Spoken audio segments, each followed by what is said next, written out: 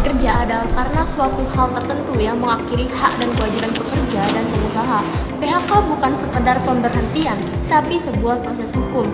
Nah, sebagai pemenuhan tugas proyek video hukum ketenagakerjaan dengan dosen pengampu Ibu Ratna Dewi SHMH, kami dari kelompok 1 dengan pokok pembahasan yang bertemakan yaitu PHK, pemutusan hubungan kerja, akan membawakan sebuah cerita yang mengandung pembahasan penting tentang apa itu PHK, jenisnya, prosedurnya, dan juga apa akibat dari PHK ini.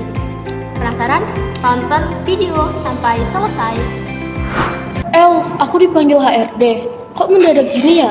Jangan-jangan aku mau di PHK? Tenang, sebelum kamu ke sana, aku jelasin dulu tentang jenis-jenis PHK biar kamu nggak kaget. Dalam ketenagakerjaan, PHK itu ada beberapa jenis. Pertama, PHK oleh pengusaha, yaitu pemutusan hubungan kerja karena efisiensi, pelanggaran disiplin, atau perusahaan tutup. Kedua, PHK oleh pekerja, yaitu pekerja resign sesuai dengan aturan. Ketiga, ada PHK oleh pengadilan, yaitu keputusan dari pengadilan hubungan industrial jika terjadi sengketa. Keempat, ada PHK putus demi hukum yang terjadi karena kontrak yang habis atau pekerja yang meninggal dunia. Semua jenis PHK punya aturan dan konsekuensinya masing-masing. PHK adalah singkatan dari pemutusan hubungan kerja.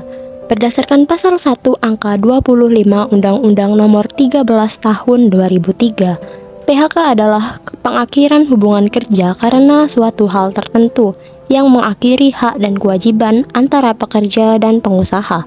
PHK tidak termasuk berakhirnya kontrak PKWT yang habis masa berlakunya.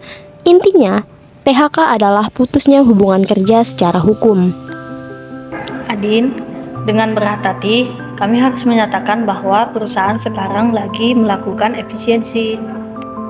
Kami akan menjelaskan prosedurnya sesuai aturan. Ada beberapa tahapan dalam prosedur PHK. Yang pertama, adanya pemberitahuan yang jelas. Yang kedua, adanya alasan PHK secara sah dan jelas. Dan yang ketiga, adanya perundingan antara pekerja dan perusahaan. Keempat, pembayaran hak normatif seperti pesangon sesuai dengan pasal 156.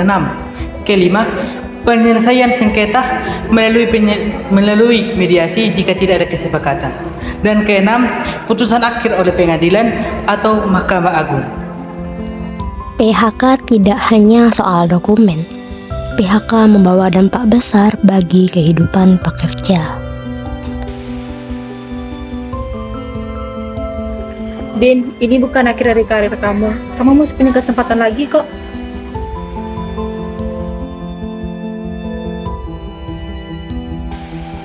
PHK tentunya juga berdampak pada kondisi psikologis seseorang. Dan bukan hanya itu saja, PHK juga berdampak pada kondisi perekonomian seseorang tentunya.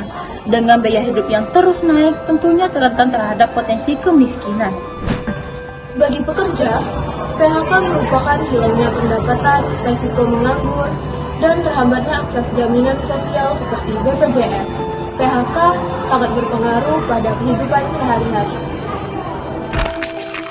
PHK bukanlah akhir dari segalanya. Dengan memahami pengertian, jenis, dan prosedur PHK, Kita dapat memastikan hak pekerja tetap terlindungi. Dan perusahaan tetap mengikuti aturan hukum. Tiap akhir pasti membuka jalan baru. Selama kita tahu proses dan prosedurnya, kita tidak akan benar-benar kalah.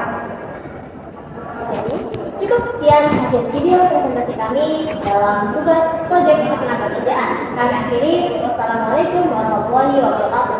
Terima kasih telah menonton. Bye-bye.